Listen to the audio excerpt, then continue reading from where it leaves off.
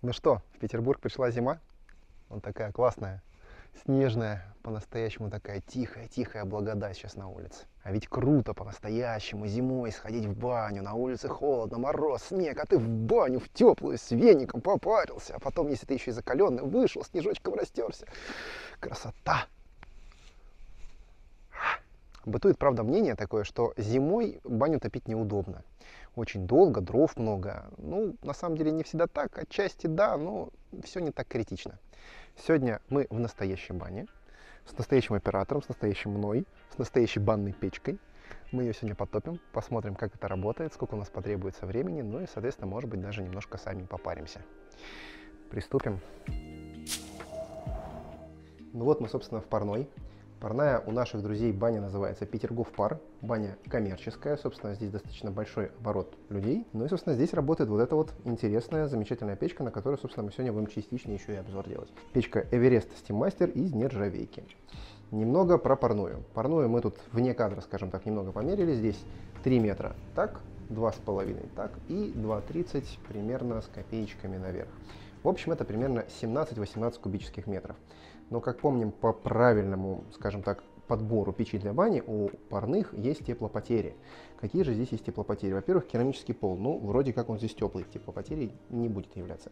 Стеклянная дверь за оператором Даниилом. Соответственно, это небольшая теплопотеря, но она все-таки есть, примерно 1 плюс-минус киловатт. Ну и главная теплопотеря – это теплоемкая кирпичная стена. Когда стена холодная, она очень много забирает энергии, излучаемой печкой, на себя. Здесь примерно 5 квадратных метров. Поэтому если все это, скажем так, суммировать, получается примерно 24-25 кубических метров. Соответственно, запас по мощности печи нам нужен примерно в 25 плюс-минус киловатт. Но так как баня все-таки коммерческая, печь здесь стоит все-таки более крупная, чтобы она имела больший запас по мощности. Еще немного про печку. Здесь, как мы видим, печка в классической сетке. Все заполнено камнями. Общая масса здесь примерно в районе 500 килограмм. По поводу температуры в парной. Сейчас в парной у нас 26 градусов. Хорошая температура для дома, хотя, наверное, жарковато, конечно, а для бани все-таки это холодно. Ну что, пойдем топить? Проверять, через сколько у нас натопится печка? Печка-то точно холодная? Да точно холодная, я тебе честно говорю, смотри. Горячо. Да не, нифига не горячо, нормально. Лови камушек. Шучу. Никаких волшебных звуков. Реально пора топить. Вперед. Ну что, вот мы с вами и в кочегарке. Собственно, перед нами дверка печи. Мы ее немного почистили. Отдельный ролик об этом есть, уже короткий ролик на канале. Смысл делать об этом длинный ролик, но как есть. Собственно, вот она печка. Печка еще раз у нас из нержавейки. Топка огромная. Сейчас мы начнем ее топить. По идее, все просто. Вот дрова, спички, зажигалка, бумага, да пожалуйста. Но у многих в принципе есть некоторые вопросы, у кого-то даже появляются сложности. Наша идея примерно такая. Берем сначала крупные поленья, укладываем их в самый низ.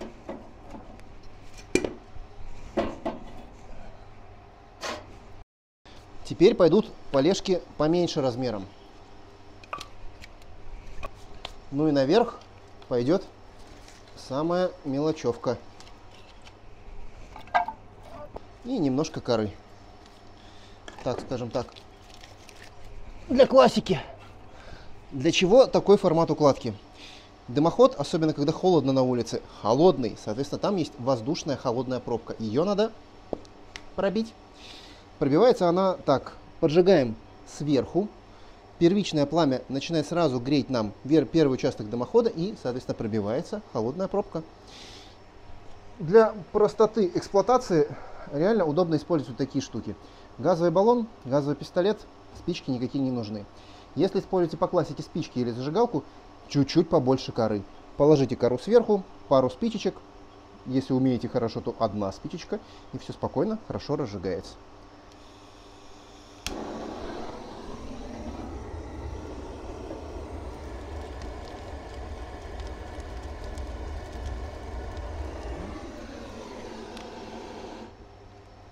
Долго не ждем, аккуратно всегда выключаем и убираем всегда подальше от печи. Не дай бог газовый баллон нагреется. Закрываем и Первый плюс такой растопки: дым в помещении не выбрасывается, нет вот этого перепада давления. Разжигается все постепенно, да, возможно, не так быстро, если как вы положили мелкие щепки и разожгли через колосник. Но разожгется все равно, постепенно выйдет в рабочий режим, и все будет максимально чисто и аккуратно. Ну, собственно, давайте теперь посмотрим, через сколько у нас натопится печь. Сейчас у нас с вами 11 часов 55 минут. Пумс. Не обессудьте, часы убитые, они просто рабочие. Теперь будем проверять, через сколько печь начнет выходить в рабочий режим. Ну что, прошел час, как мы начали топить печь. Времени у нас 12:50. Посмотрим, собственно, по показателям в парном помещении. По температуре. Сейчас у нас 35 градусов. Соответственно, за час печка набрала в парной примерно 15 градусов. Это, собственно, как раз показатель зимы. Не так быстро, но все же набирает. Собственно, можно взять сейчас пирометр, но для начала печку мы будем топить до 60 градусов в парном помещении. Почему? Ну, потому что, скажем так, общепринято в банной сфере, что 60 градусов это действительно комфортная температура для парения в формате русской бани. Если вы хотите баню, то вот такой формат печи, он вам в принципе подходит. Это печка-сетка. Топка отдает температуру камням, камни отдают температуру в парное помещение.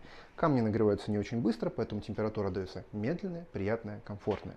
Если вы хотите за час-полтора под соточку, такие печи это не ваш вариант. Нужны печи конвекционного типа. Это маленькие такие кубики с металлическими стенками и с камнями сверху. Ролик про разницу печей на нашем канале уже есть. Ссылочка где-то будет здесь в описании. Как, собственно, Даня вставит, так и будет. Ну, теперь вернемся к пирометру. Давайте прикинем, что у нас, собственно, по температурам. Температура камня в сетке сейчас всего лишь 70 градусов. Он действительно не горячий, пара с него сейчас не получишь, но от печи уже идет приятное тепло. По дымоходу. Дымоход у печи, кстати, прям холодный дымоход-то прям 70 градусов. Какая-то фантастика. Может, дров мало сейчас уже лежит. Ну, кстати, слышите, это как треск. Треск классный, классный треск, что дрова в печке топятся. Великолепное ощущение. Дальше идем. Корпус печи. Верхняя крышка. 170 градусов. А это чудо-крышка. Это крышка в закрытую каменку. Там, где камни реально не 70 градусов. Там уже побольше будет. Ну, разделка, кстати, кирпич. Можно посмотреть, до какой температуры прогрелся. 47 градусов кирпичная стена. Кстати, приятно. Кирпич потом нагревается, долго держит тепло. Ну, по большей части все. Как вам показать, что печка еще относительно холодная? Ну, вот так. На металл попадает, парит. С камня не парит. Но можно сделать вот такие чудеса.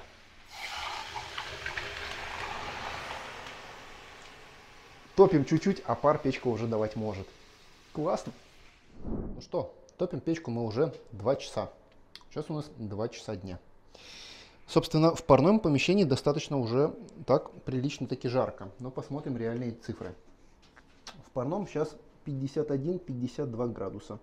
Собственно, у нас за 2 часа парная не так, чтобы уж прям действительно сильно нагрелась относительно... По сути, она же была действительно не выхлаженная, было достаточно тепло.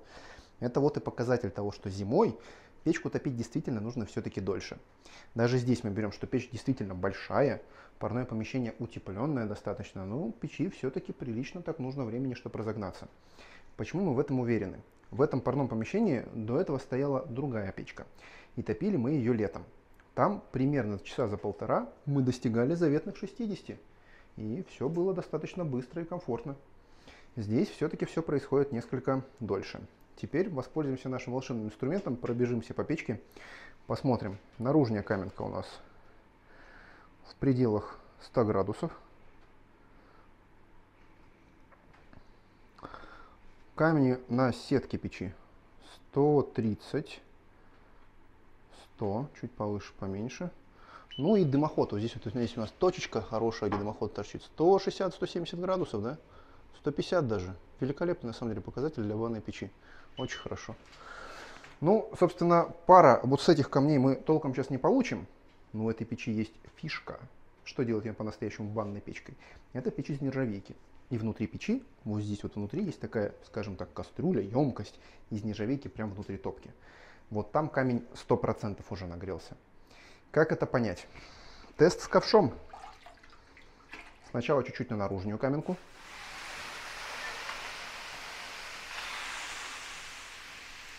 А теперь в закрытую каменку. Вау, красота какая!